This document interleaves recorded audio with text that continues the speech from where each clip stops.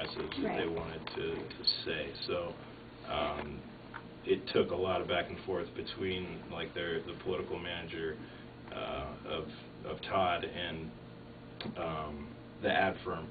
A lot of back and forth, because even one word or two can be mistaken, or it makes a big difference. So remember, like originally, on that political ad of the guy's face, originally it was like upper body, and he had American flag on his jacket, and they told us to take the American flag off, and then they didn't want him to have a jacket on, they didn't, to make him look nice, because he was, because he had like a sport coat on, so they made us cut it completely so that you couldn't see that he had a sport coat on. I mean, it's like, these little things, they do matter. I mean, you can see, like, how much, in a 15-second spot or a 30-second spot, like you said, like, what words you say, even though when you're writing them, you're like, God, it's the same freaking meaning, okay, but how do other people pick up on that? Why would you take American flag off a guy? Like, what does that mean? Well, people see him as a patriot or whatever, so let's get rid of that. We're trying to make him look bad. So it's like, all these little things in visuals and in the script can really affect how, what the actual, end user, takes from the commercial or from the spot. So it does matter. Sometimes it's a pain in the butt when you're editing, and you just keep changing and changing and changing and changing and changing. You're like, oh my gosh, this is done. Let's be done with this. So. What are the funnest projects you've worked on? For me, it was probably about a year ago. We did for they were local, but they actually moved to San Francisco now. It's a company called iSoccer, and I'm a soccer fan, so we shot 4 days, probably 4 straight 16-hour days, 4-camera shoot. We built a little soccer field in a warehouse down by TEP, and we shot like 500 youth training videos, soccer training videos, so like 30-second clips. But that was fun for us because we basically got to bring in every tool we own, and then some. We had our crane there, like I said, 4 cameras, so it was a large production. How many hours of footage did we have? We ended up with about 80 hours of footage from that shoot, and 4 days. Like I said, edited down to like 530 like 4 or 530-second clips. So hours of editing on that project. A lot of editing. Probably a couple hundred, I would say. I didn't even want to see a soccer ball for a long time after that. Actually, I can show you guys really quick. And I don't know if Andy has anything different, but I like to do. This is kind of odd, but the fun projects are the ones for us, and editing-wise, and just working on, are the ones where somebody comes to you with an idea, and it's so just general and broad that you get to like just do your thing. A lot of times, like, you get a script and it tells you everything what to do. Here's where the title goes, here's what the pictures we're using, blah, blah, blah, and you're basically just doing it. It's not necessarily artistic in any way other than your choices as far as, maybe transitions or how things come in and out or something like that. So, sometimes when you're just given, like, an idea, this is where we're going, I like those better, just in general. Do you tend to be in the process as the scripting takes place in that situation? No. They hand you a script and just say, do what you do. yeah, pretty Cool. much. Yeah. Sometimes. And then we'll get changes, So we'll send them other product, and then we'll get changes. And depending on if it's a commercial, the hard part with commercials is that they're 15 seconds or 30 seconds, and they have to be 15 seconds or 30 seconds. There's no. It has to be 15 seconds, not 14 and a half, not 14.75. Yeah, it has to be 15 seconds long. So when you're doing those, you kind of have to crunch them down. Some of the other projects may be more open-ended. So the first edit might be 3 minutes long, but the final edit's 1.5, because they just they start chopping.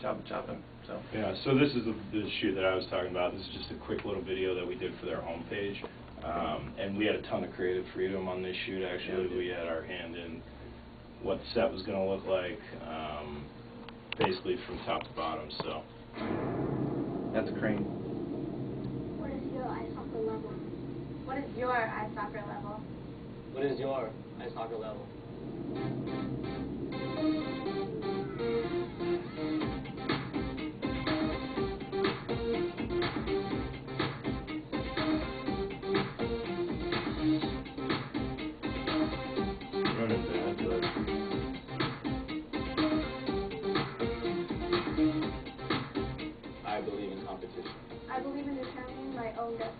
I've been eating meat.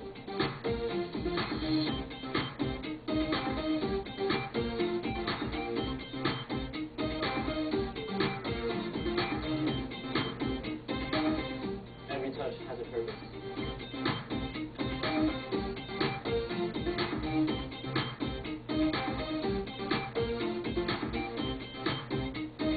Can you do this?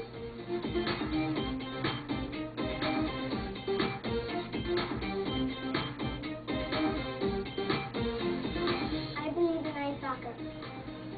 I believe in ice soccer. I believe in ice soccer. So that's wasn't really kind of skipping around, but that's another example there. So, and none of this was scripted at all, so that's kind of also why it took a very, very long time to shoot. Yeah. That is one thing, is when, you know, you go to a production and it's not scripted, sometimes you're there for a lot longer than if someone had thought out and sat down beforehand to really think about what, you know, what they really, really want. Because sometimes you shoot and you end up using 5 minutes of it because that's not what they wanted, you know, or they really only wanted, you know, the first scene which you shot in half an hour, you know.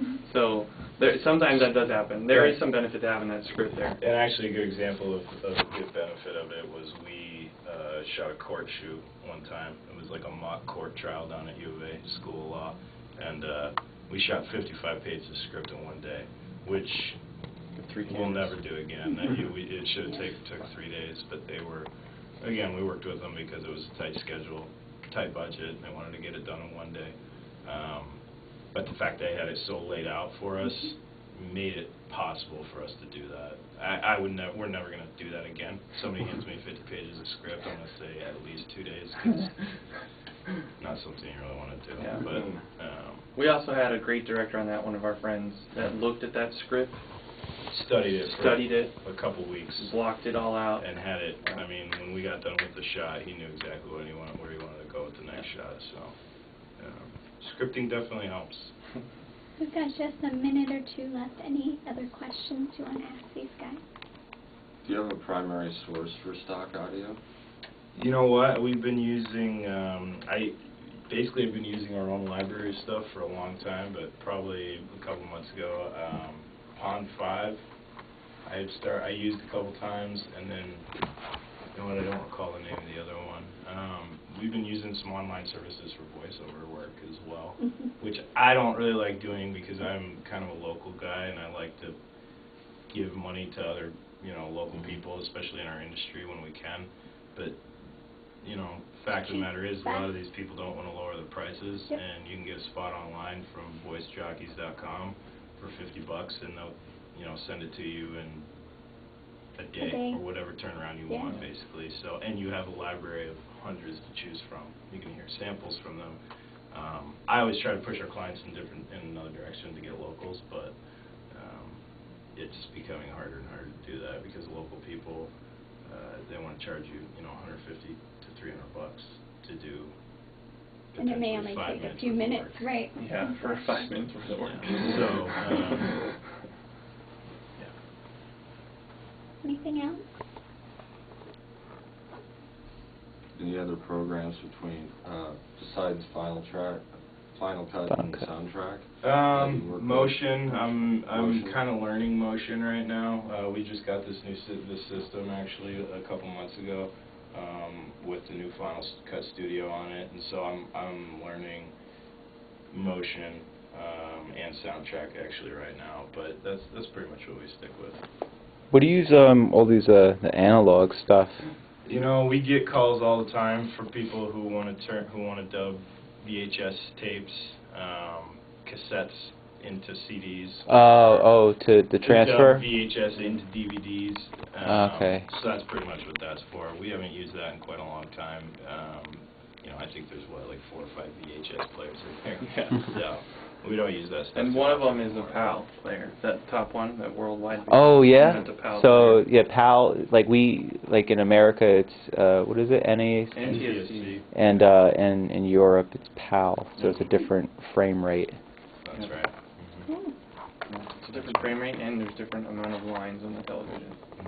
So, Well, thank you guys. yeah. Yeah. So appreciate your time. Yeah, no problem at all. Yeah, thank you guys. Great to meet you. Thank you very All right. much. Yeah, thanks.